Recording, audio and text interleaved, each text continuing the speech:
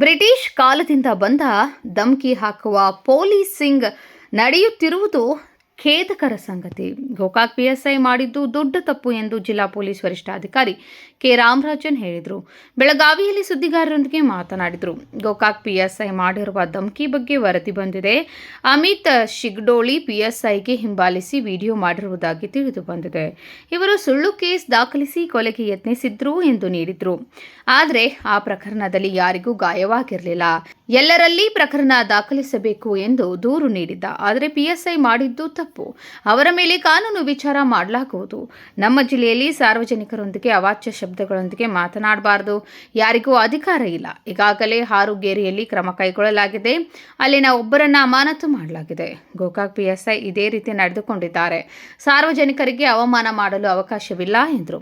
Police ಇಲಾಖೆಯಲ್ಲಿ ಸುಮಾರು ವರ್ಷಗಳಿಂದ ಪೊಲೀಸರು ಸಾರ್ವಜನಿಕರೊಂದಿಗೆ ಗೌರವದಿಂದ ಮಾತನಾಡಬೇಕು ಎಂದು ಹಿರಿಯ ಪೊಲೀಸ್ ಅಧಿಕಾರಿಗಳಿಂದ ನಡೆದು ಬಂದಿದೆ. ಆದರೆ ಗೋಕಾಕ್ ಪಿಎಸ್ಐ ಸಾರ್ವಜನಿಕರೊಂದಿಗೆ ನಡೆದುಕೊಂಡಿದ್ದು ತಪ್ಪು. ನಾನು ಪಿಎಸ್ಐ ಮಾತನಾಡಿದ್ದರ ವಿರುದ್ಧ ಇದ್ದೇನೆ.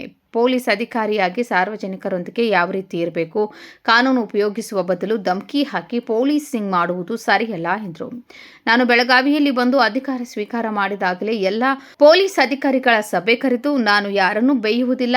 ನನ್ನ ಸಿಬ್ಬಂದಿಗಳು ಏನೇ ತಪ್ಪು ಮಾಡಿದ್ರೂ ಸರಿ, ಅವರು ಅಮಾನತು ಮಾಡುವವರೆಗೂ ತಪ್ಪು ಮಾಡಿದ್ರೂ ಸರಿ, ನನ್ನ ಕಚೇರಿಯಲ್ಲಿ ಬಂದು ಕೂರಿಸಿ ಮಾತನಾಡಿಸಿ ಬೆಲೆ ಕೊಡ್ತೇನೆ.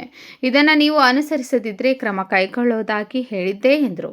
ಪೊಲೀಸ್ ಇಲಾಖೆಯಲ್ಲಿ ಪರ್ಟಿಕ್ಯುಲರ್ಲಿ ಸುಮಾರು ವರ್ಷಗಳಿಂದ ಪೊಲೀಸ್ ಇಲಾಖೆಯವರು ಸಾರ್ವಜನಿಕರ ಜೊತೆ ನಾವು ಸರಿಯಾಗಿ ಮಾತಾಡಬೇಕು, ಬೆಲೆ ಕೊಟ್ಟು ಮಾತಾಡಬೇಕಂದ್ರೆ ಪ್ರಯತ್ನ ಸುಮಾರು ಸೀನಿಯರ್ ಆಫೀಸ್ಲಿಂದ ಶುರು ಮಾಡಿ ಇದು ಬ್ರಿಟಿಷ್ ಕಾಲದಿಂದ ಬಂದು ಈಗಲೂ ಧಮಕಿ ಹಾಕಿ ಪೊಲೀಸಿಂಗ್ ನಡೀತಾ ಇರೋದು ಇದು ಒಂದು ಭಾರಿ ಬೇಜಾರಾಗುವ ಒಂದು ವಿಚಾರ.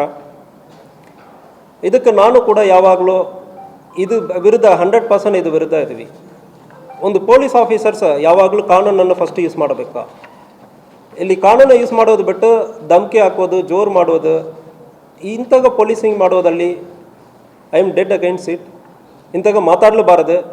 ಅದಕ್ಕೆ ಫಸ್ಟ್ ಆಫ್ ಆಲ್ ಡೇ 1 ನಾನು ಚಾರ್ಜ್ ತೊಗೊಳ್ಳುವಾಗ ಫಸ್ಟ್ ಮೀಟಿಂಗಲ್ಲಿ ನಾನು ಹೇಳಿರೋದು, ನಾನು ಯಾರನ್ನು ಬೈಯಲ್ಲ.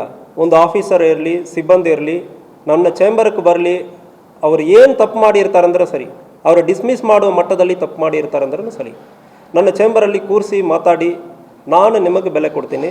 ಇದು ಒಂದೊಂದು ಆಫೀಸರ್ ಸಿಬ್ಬಂದಿಗೆ ಕೊಡುವ ಬೆಲೆ, ಆ ಸಿಬ್ಬಂದಿ ಸಾರ್ವಜನಿಕರಿಗೂ ಕೊಡುವ ಬೆಲೆ. ಒಬ್ಬರು mutually everybody should be respected. ಅದನ್ನು ನಾನು ಫಾಲೋ ಮಾಡ್ತಾ ಇದ್ದೀನಿ. ನೀವು ಫಾಲೋ ಮಾಡಲ್ಲ ಅಂದರೆ ಕ್ರಮ ಕೈಗೊಳ್ತೀನಿ ಅಂದರೆ ಡೇ 1 ಫಸ್ಟ್ ಮೀಟಿಂಗಲ್ಲಿ ಕೂಡ ಹೇಳಲಾಗಿದೆ.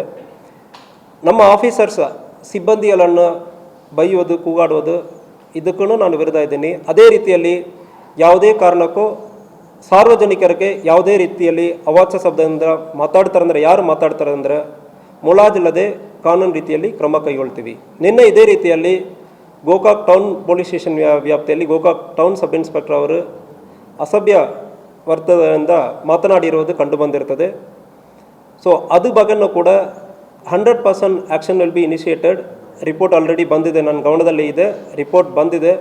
ಬಟ್ ಇದರಲ್ಲಿ ಒಂದೇ ಒಂದು ಹಿ ವಾಸ್ ಪ್ರೊವೋಕ್ಡ್.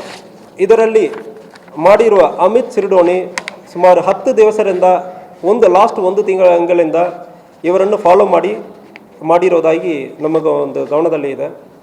ಪೊಲೀಸ್ ಸ್ಟೇಷನ್ಗೆ ಮತ್ತೆ ಹೋಗುವುದು, ಇವರ ಒಂದು ಸುಳ್ಳು ಕೇಸನ್ನು ಕೊಟ್ಟಿರೋದು ನಮ್ಮ ಗಮನದಲ್ಲಿ ಇದೆ. ಯಾವುದೇ ಆಗದೆ ಒಂದು ಕೇಸಲ್ಲಿ ಅಟೆಂಪ್ಟ್ ಮರ್ಡರ್ ಅಂದರೆ ಒಂದು ಅವರ ರಿಲೇಟಿವ್ ಮೇಲೇ ಕೊಟ್ಟಿರೋದು. ಅದಕ್ಕೆ ಅಟೆಂಪ್ಟ್ ಮರ್ಡರ್ ಅಂದರೆ ನಾವು ಮಾಡಲ್ಲ ಅಂದರೆ ಸಬ್ ಇನ್ಸ್ಪೆಕ್ಟರ್ ಹೇಳಿರ್ತಾರೆ.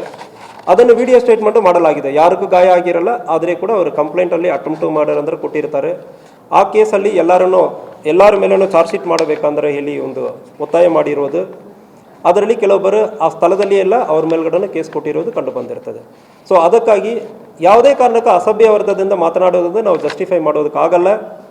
ಅವ್ರ ಮೇಲ್ಗಡೆ ಕಾನೂನು ರೀತಿಯಲ್ಲಿ ಕ್ರಮ ಕೈಗೊಳ್ತೀವಿ, ಇಲಾಖೆ ವಿಚಾರಣೆ ಮಾಡ್ತೀವಿ. ಈ ಇಲಾಖೆ ವಿಚಾರಣೆ, ಈ ಬ್ಲಾಕ್ ಮಾರ್ಕ್ ಅವ್ರ ಕರಿಯರ್ ಪೂರ್ತಿ ಇರ್ತದೆ.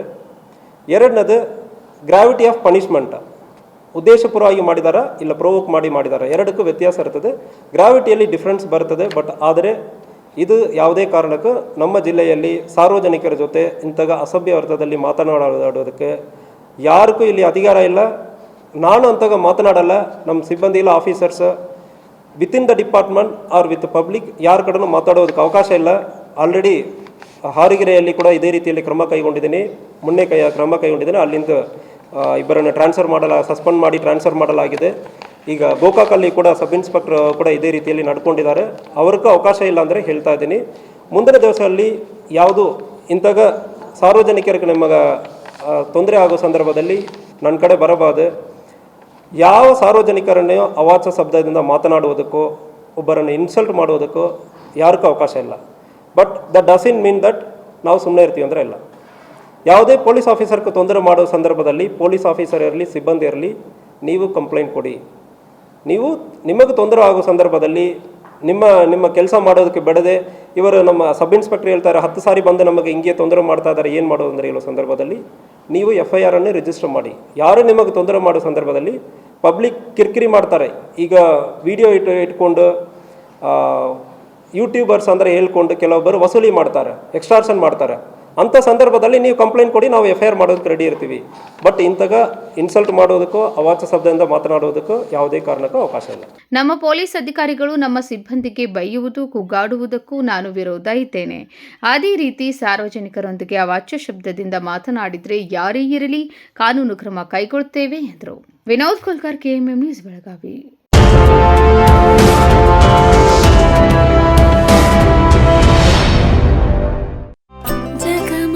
ಜಗಮಗ ಹೊಳೆಯುವ ಕಣ್ಣುಗಳು, ಹೃದಯದಿ ಹರುಷದ ಅಲೆಗಳು.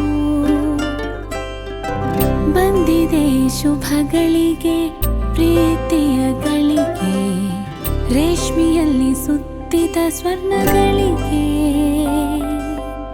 BS Channabasappa and Sons, The Textile Mall, Tilakvadi, Belagavi.